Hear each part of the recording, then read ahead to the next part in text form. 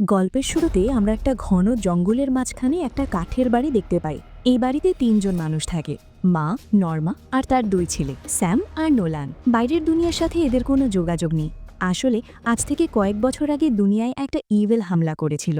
তারপরে দুনিয়ায় মাত্র কয়েকজন মানুষই বেঁচে ছিল। অনেক বছর কেটে যাওয়ার পর দুনিয়া এখন পুরোপুরি বদলে গিয়েছে। নর্মার মতে ওই ইভিল তাদের বাড়ির আশেপাশেই থাকে। নর্মা তার ছেলেদের বলে যে ইভিল যখন খুশি যে কোনো রূপ ধরতে পারে, আর যদি সে কাউকে হাত দিয়েও ছুঁয়ে দেয় তাহলে সেই মানুষটাও ইভিল হয়ে যায়। তখন সে তার নিজের উপর নিয়ন্ত্রণ হারিয়ে ফেলে আর সামনে যাকে পায় তাকেই মেরে ফেলে। কিন্তু ইভিল তাদের বাড়ির কোনো ক্ষতি করতে পারে না, আর যারা এই বাড়ির সাথে জোড়া আছে তাদেরও কিছু করতে পারে না। এই জন্য যখনই তারা বাড়ির বাইরে যায় তাদের শরীরের সাথে একটা দড়ি বাঁধা থাকে, যার আরেকটা প্রান্ত বাড়ির সাথে লাগানো থাকে। ইভিল না পারে সেই দড়ি কাটতে, আর না পারে সেই মানুষটার কোনো ক্ষতি করতে যে দড়ির সাথে বাঁধা আছে। এই জন্য গত অনেক বছর ধরে তারা দড়ি বেঁধে জঙ্গলে যেত আর শিকার করে নিজেদের জীবন চালাতো। নর্মার মতে ইভিল সবসময় তাদের পিছু নেয় আর সুযোগের অপেক্ষায় থাকে। কিন্তু অবাক করার মতো ব্যাপার ছিল যে বাচ্চারা আজ পর্যন্ত ইভিলকে দেখেনি। এই কারণেই নর্মা তার ছেলেদের জন্য কিছু নিয়ম তৈরি করে দিয়েছিল। নর্মা প্রতিদিন সন্ধ্যায় খাবার আগে সেই নিয়মগুলো তাদের কাছ থেকে শুনত, যাতে ভবিষ্যতে কখনো যদি নর্মা তাদের সাথে না থাকে তখনও যেন দুই ভাই এই জঙ্গলে বেঁচে থাকতে পারে। এর পাশাপাশি নর্মা তাদের কিছু ভয়ঙ্কর গল্পও শোনাতো, যাতে ইভিলের ভয় তাদের মনে গেঁথে যায় আর তারা কখনো নিয়ম না ভাঙে। নর্মা বাচ্চাদের এটাও বলেছিল যে তাদের বাবার গায়েও ইভিলের হাত লেগেছিল, যার জন্য বাধ্য হয়ে না চাইতেও তার বাবাকে মেরে ফেলতে হয়েছিল। রাতে স্যাম আর নোলান ঘুমিয়ে পড়ে, কিন্তু একটা অদ্ভুত শব্দ নর্মাকে ঘুমাতে দেয় না। নর্মার মনে হচ্ছিল বাইরে কেউ আছে যে তাকে ডাকছে। যেই নর্মা বাইরে যায় সে দেখে ইভিল তাদের বাড়ির ভেতরে ঢোকার চেষ্টা করছে, কিন্তু ইভিল কোনোভাবেই ঘরের ভেতরে ঢুকতে পারে না।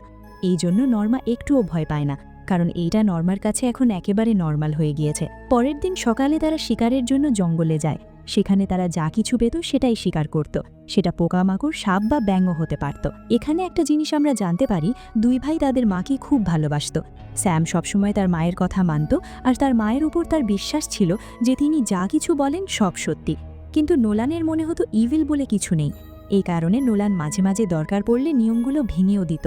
নোলান আজ পর্যন্ত ইভিলকে দেখেনি, তাই সে দেখতে চায় ইভিল দেখতে কেমন। নোলান প্রায়ই তার মায়ের কাছে বাইরের দুনিয়া সম্পর্কে জানতে চায় আর বলে, মা, আমার মনে হয় তুমি যাকে ভয় পাও সেটা শুধু তোমার ভ্রম হতে পারে। বাইরে সবকিছুই নর্মাল আছে, আমাদের সেখানে গিয়ে দেখা উচিত। কিন্তু নর্মা নোলানকে বলে যে এসব ইভিলের কাজ, ওই তোমার মাথায় এসব চিন্তা ঢোকাচ্ছে যাতে তুমি আমাকে সন্দেহ করো।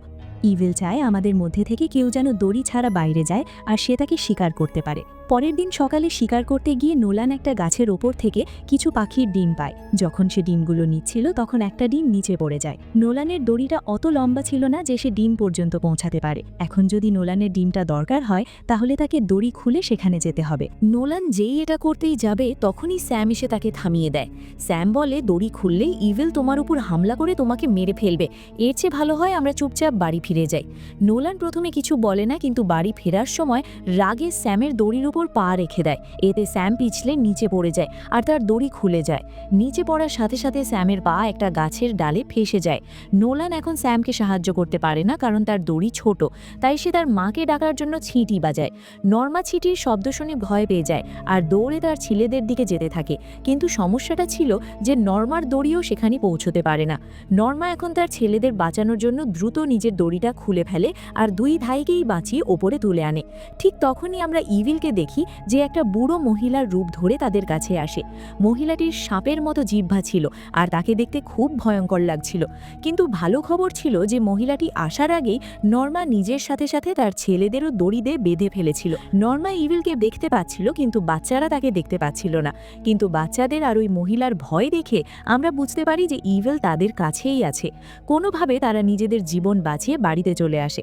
নর্মা স্যাম আর নোলানের ওপর খুব রেগেছিল, তাই সে তাদের ওপর খুব বেশি চিৎকার করে। নর্মা তার বাড়িতে একটা ছোট বেসমেন্ট বানিয়েছিল, যেখানে সে তার ছেলেদের শাস্তি হিসেবে বন্দি করে রাখত, যাতে বাচ্চারা অন্ধকারে ভয় পায় আর তাদের মনে ইভিলের ভয়টা থাকে, যার কারণে তারা নিজেদেরকে রক্ষা করতে পারে। জঙ্গলে দড়ি খুলে যাওয়ার পরেও স্যাম একেবারে ঠিক ছিল। এই কারণে নোলানের বিশ্বাস আরও বেড়ে যায়। একদিন নোলান স্যামকে জিজ্ঞেস করে, যখন তোমার দড়ি খুলে গিয়েছিল তখন তোমার কি কিছু অদ্ভুত ভূত মনে হয়েছিল? তখন স্যাম বলে, আমার কিছু মনে নেই, কিন্তু নোলান বলে, আমার সব মনে আছে। যখন তোমার দড়ি খুলেছিল তখন কিছুই হয়নি। এর মানে আমাদের মা শুধু ভ্রম করে আর ইভেল বলে কিছুই নেই। আমার বিশ্বাস বাইরের দুনিয়া একেবারে ঠিক আছে। কিন্তু স্যামের তার মায়ের কথায় বিশ্বাস ছিল, তাই সে নোলানের কথাই বেশি গুরুত্ব দেয় না। একদিন নোলান আর নর্মা তাদের গ্রিন হাউসে কিছু সবজি লাগাচ্ছিল। তখন নোলান তার মায়ের কোমরে একটা সাপের ট্যাটু দেখতে পায়। তখন নর্মা জানায়, আমার কাছে ইভেল প্রায় সাপের রূপে আসে, তাই আমি সাপের ট্যাটু করেছি যাতে ইভেল আমাকে চিনতে না পারে। তখন নোলান খুব ভালোবেসে নর্মাকে বোঝানোর চেষ্টা করে। সে বলে, মা, হতে পারে বাইরের দুনিয়া একেবারে ঠিক আছে, আমাদের সেখানে গিয়ে দেখা উচিত। এমনটা কিভাবে হতে পারে যে পুরো দুনিয়ায় শুধু আমাদের বাড়িটাই বেঁচে আছে? তখন নর্মা নোলানকে বোঝায়, তুমি শুকরিয়া করো যে আমাদের বাড়িটা সেফ আছে, নইলে এখন আমাদের মধ্যে কেউ বেঁচে থাকতো না। এভাবেই আরও অনেক মাস কেটে যায়। নোলানের তার মায়ের কথায় এখনও বিশ্বাস ছিল না। এখন তো সে পুরোপুরি বিশ্বাস করে নিয়েছে যে তার মা তাদের কাছে মিথ্যা বলছে। এখন তাদের কাছে খাওয়ার মতো কিছু নেই, তাই তারা গাছের পাতা আর ডালপালা খেয়ে জীবন চালায়। এক রাতে নোলান স্যামকে জোর করে বলে যে আমাদের এখান থেকে চলে যেতে হবে, আমার বিশ্বাস বাইরে কোনো বিপদ নেই। কিন্তু স্যাম বলে, আমরা মাকে এভাবে একা ফেলে যেতে পারি না। তখন নোলান বলে, যদি আমরা এখানে থাকি তাহলে আমরা ক্ষুধায় মারা যাব, এর চেয়ে ভালো হয় আমরা এখান থেকে বেরিয়ে যাই আর আমাদের মায়ের জন্য কিছু নিয়ে আসি।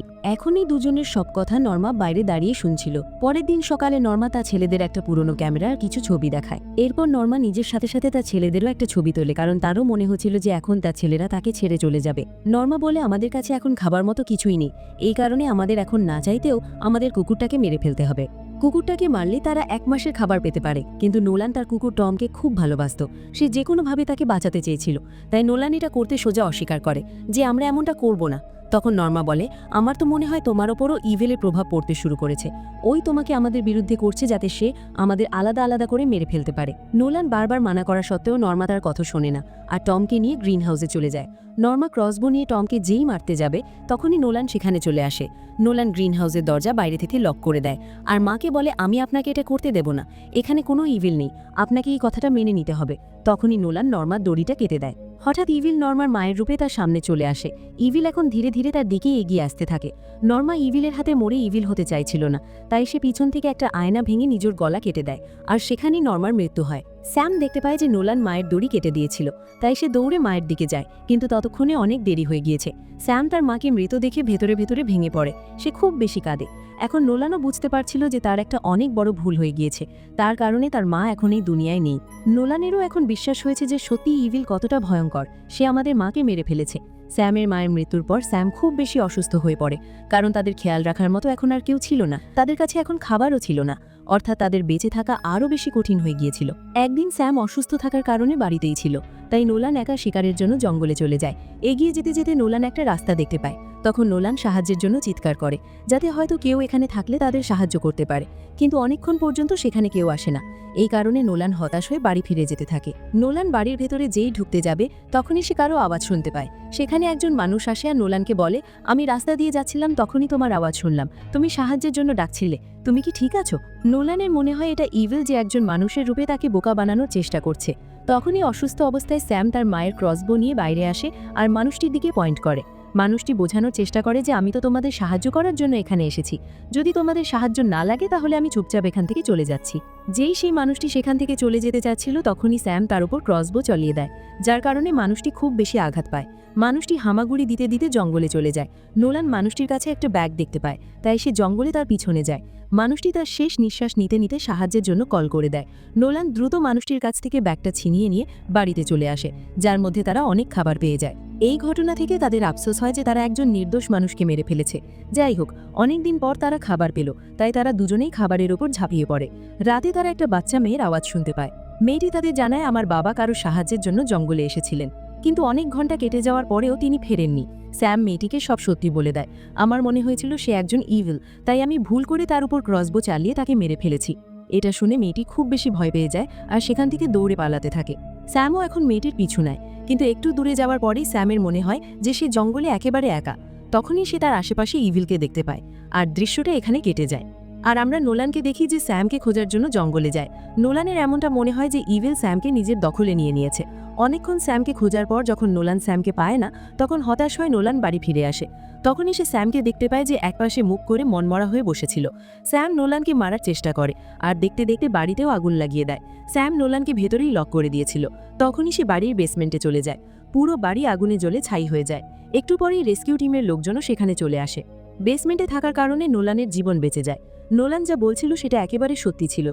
দুনিয়াটা আগের মতোই ছিল। তাদের মা তাদের বন্দি করে রেখেছিল। এরপরে আমরা জঙ্গলের ভেতরে নর্মার পুরনো ক্যামেরাটা দেখি, যেখানে স্যামের একটা ছবিও ছিল। ওই ছবিতে স্যামের কাঁধে ইভিলের হাত ছিল। এতে আমরা জানতে পারি যে ইভিল সত্যিই ছিল, কিন্তু শুধু তাদের ফ্যামিলির উপরই। এই কারণেই তাদের মা তাদের দুনিয়া থেকে দূরে রেখেছিল, যাতে ইভিল বাইরের দুনিয়ায় গিয়ে পুরো দুনিয়াকে শিকার না বানাতে পারে। কারণ যদি ইভিল তাদের সাথে জঙ্গল থেকে বাইরে যেত, তাহলে সে অন্যদেরও ক্ষতি করত, যার কারণে একে একে পুরো দুনিয়া ইভিলের শিকার হয়ে যেত।